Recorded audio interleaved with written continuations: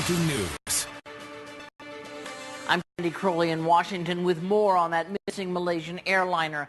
Vietnam's Navy has spotted a new floating object off the country's southwest coast in the Gulf of Thailand. Meanwhile, Thailand's Navy is shifting search efforts away from that region and instead is focusing on whether the plane might have gone down near Thailand's border.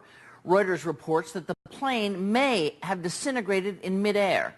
CNN's international correspondent Andrew Stevens joins me now from Beijing. Andrew, we get lots of conflicting reports, lots of water out there. What does it tell you about the search that we have yet to definitively find any part of that plane?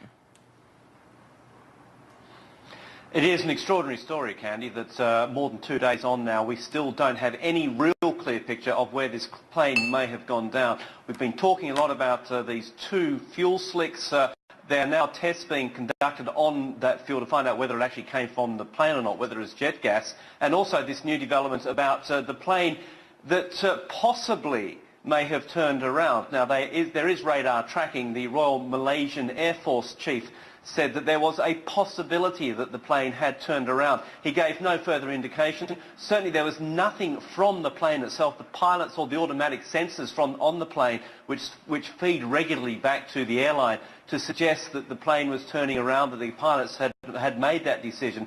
So after another 24 hours, frustratingly short on real facts here at the moment. What I can say is the actual search itself is expanding because of that potential turnaround by the plane. There's now some 40 vessels involved from several countries now, 22 planes. The US is involved. It's sending the long-range, the Orion P3 aircraft. They can be in the air for up to sort of 12 hours looking. So at the moment, Candy, we're really no further forward than we were this time 24 hours ago.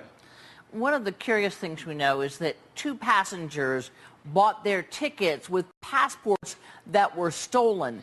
These passports apparently had been reported stolen and Interpol flagged them. So the question is, how do you get a ticket on a plane with a passport that's been flagged as stolen by Interpol?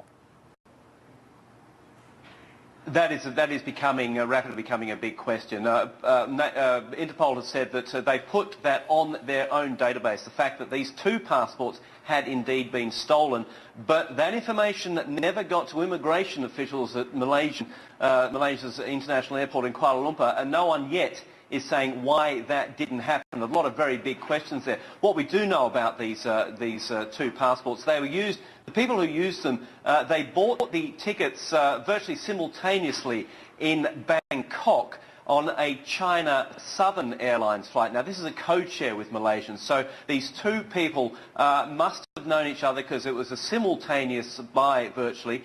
Their flight, the route was rather interesting. The flight was going to take them from Kuala Lumpur to Beijing and then on to Amsterdam. And from there were two further flights. The person holding the Austrian passport was going to Frankfurt. The person holding the Italian passport was going to go to Copenhagen.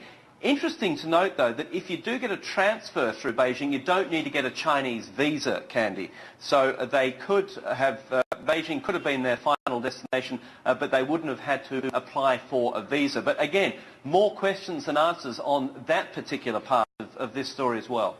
Right, and hopefully if they find that plane, there will be some answers on board, and of course, in those recording data blocks. Thanks so much, Andrew Stevens in Beijing. We appreciate